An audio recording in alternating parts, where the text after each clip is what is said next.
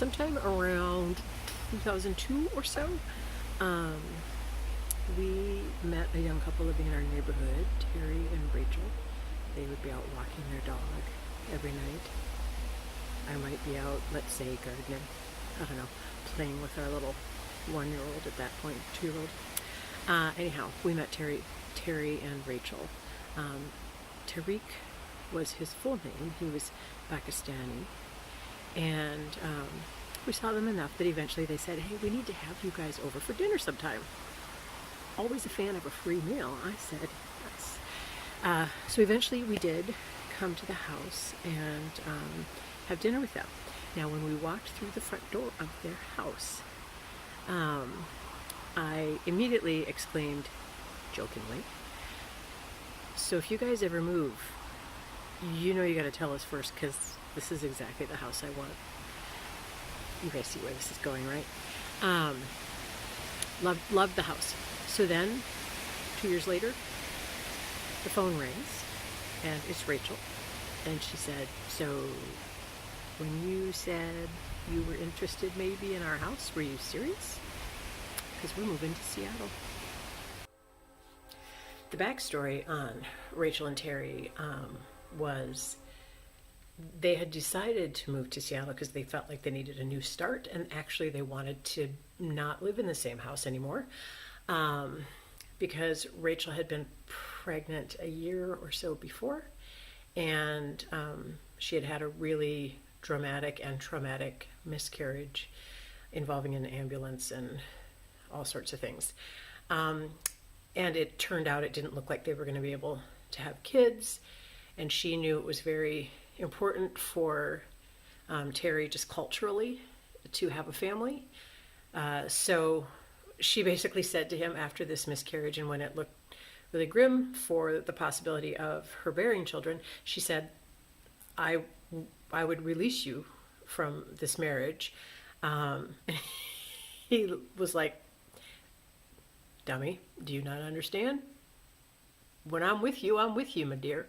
So anyhow, they went through a year or two of discussions and realized that just for Rachel especially to move on, they needed a whole fresh start. So they decided to move to Seattle. They called us, said, do you want to buy the house? I said, I don't know. Was this serious? Sure. Yeah, sure. So we walked through the house one more time, like this time with a buyer's eye.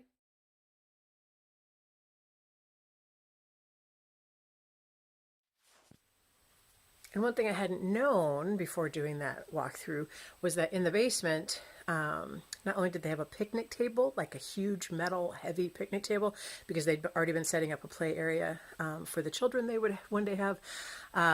So they also had in the basement sort of a semi-finished area, slightly raised from the cement flooring. And they also had, here, let me show you. They also had installed a shower. And oh, come on, you know what that is. Because Terry's family would come from Pakistani once a year and usually stay for like 3 months. So not just mom and dad, but siblings, a whole crew would come. And they would turn over the upstairs, the bedrooms and the upstairs, to Terry's family. And then Rachel and Terry would move down to the basement. So they had a shower for themselves and a toilet for themselves in the basement. So since we bought the house from them, surprise, and moved in 2004, we moved in, we've never used the shower down here. We have always left it turned off, basically. But because we're not hoarders, but since we're good Americans, we have a lot of stuff we don't need. And so the truth of the shower looks something like this. I hope your eyes are immediately drawn to the bunny things. Come on up, bunnies. So guess what?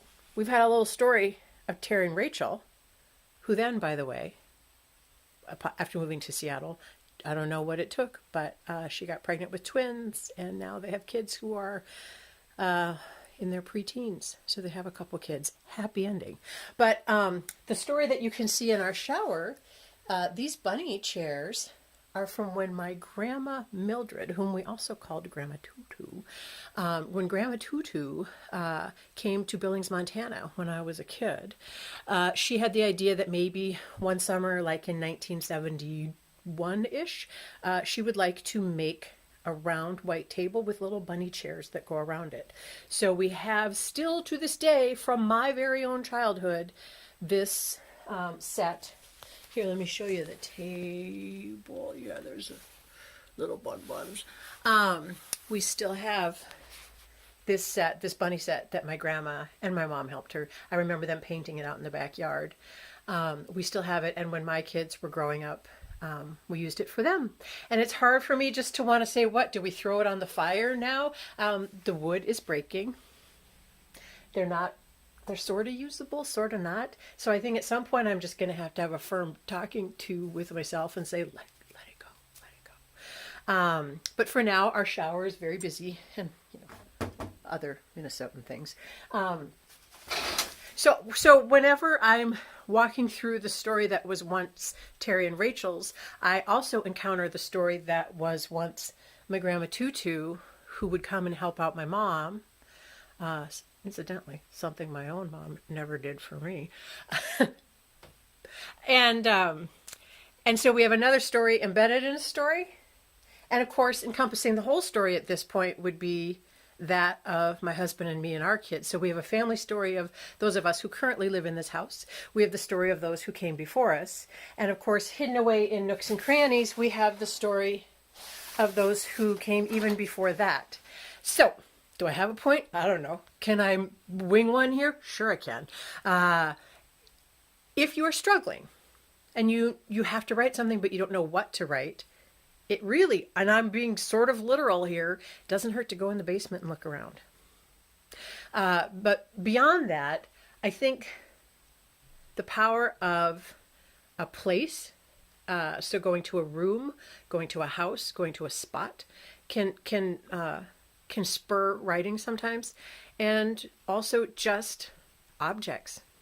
Because I often can feel like I don't know what to say, I don't know what to write, I got nothing. But if I start going through, say, a memory box, or if I just start looking through some things I might have inherited from the people in my family before me, or gifts from friends. Even if I take out a yearbook and I look at all the inscribing that my friends did in 7th grade, that'll take me back. And before you know it, I have something to write about. So if you're struggling a little bit and you're thinking, I told all my stories, I got nothing. The physical things can really push your brain into places that your brain had forgotten about. So if you're feeling a little desperate ever any of these weeks, please open a box, look inside, go to your basement and pull the shower curtain aside. Because you'll be surprised at where things can take you memory-wise.